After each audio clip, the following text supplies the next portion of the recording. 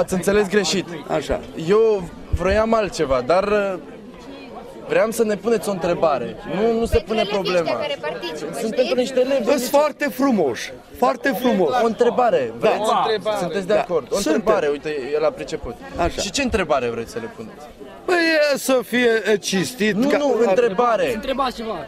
Să întrebați pe ei ceva. Ceva de exemplu, uite, o doamnă mai încolo a luat o funie de ceapă și a întrebat câte cepe sunt pe funia asta. Așa, 12, 13. Uite, vedeți? Așa. Ceva de genul ăla. Întrebați dumneavoastră o întrebare din genul Puneți o întrebare, nu știu, despre ce știți dumneavoastră. Nu știu ce să zic. Păi nu dau cu seama ce întrebare e asta. Zice, Ce să zic? Că ai priceput. Nu știu ce întrebare să zic. Nu, să zic așa, că e o fată să fie cinstită. Nu, cum să fie? Așa. De exemplu, ceva de genul, cum să zic, câți cai să pot fi înhămați la o căruță? Deci 2 cai. Nu, ceva de cai. genul ăsta. Așa. Câți cai pot fi înhămați la o căruță? Atât. 2 cai. Dar trebuie Dar să întrebați dumneavoastră. Înțelegeți? Ziceți asta. Și eu vă filmez. Așa. Eu vă pun eu vă spun. Cât cai, Întrebarea așa, dumneavoastră pentru boboci este și dumneavoastră spuneți câți cai pot fi înhămați maxim la o căruță. 2 cai. Deci maxim 2 cai. Maxim 2 și 6. Și după aceea 2 dați și 6. răspunsuri. Da. Bine? Bun, Da. nu, și ea va spune, întrebarea dumneavoastră este... Motor, acțiune. Da, întrebarea dumneavoastră este și atunci dumneavoastră întrebați, câți cai pot fi înhămați Deci, maxim la o căruță? maximă 6 cai. Asta e Dumneavoastră, Ăsta e ăsta e răspunsul. răspunsul. Ăsta Și e dumneavoastră răspunsul. spuneți Și întrebarea. Să pui tu întrebarea. Așa, pentru copii. 6 cai. Ok, deci întrebarea dumneavoastră va fi câți Da, cai despre pot fi balul înhămați... bobocilor. Da, Da. nu, cât cai pot fi înhămați maxim la o căruță, ok? 6. Ok. Asta e răspunsul. Da? Dumneavoastră trebuie să puneți întrebarea care am spus-o eu. Da. Când va spune Teodora. Deci, Da, întrebați. așa. Dubla 10. Merge.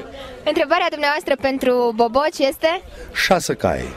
Asta e răspunsul. Da, și este și 2. Întrebarea. Așa. Trebuie să formulați întrebarea. Dar spuneți voi, să câștigă Câți dacă cai nu, să zică ei. pot fi înhămați la o căruță? 2. Dar mă, tu... Haide că vă întreb pe voi.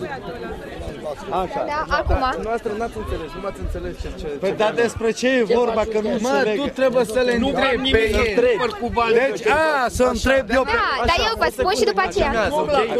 Deci ea va zice, fata va zice, care este întrebarea? Și- Lasă că nu furăm tibii, dar...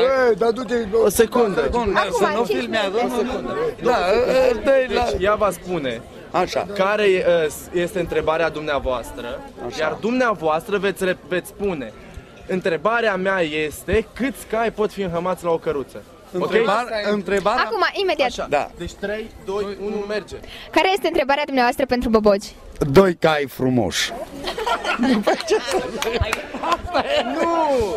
Asta e răspunsul. Așa. Întrebarea este. Deci tu zici de ei. Câți cai sunt înhămați la o căruță? Asta trebuie să deci zic. atât spun. Numai atâta trebuie să ziceți.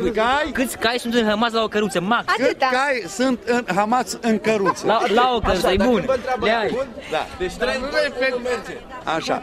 Și întrebarea dumneavoastră pentru boboci este? Cât cai este într-o căruță hamar? Sau cum să zic? Ok?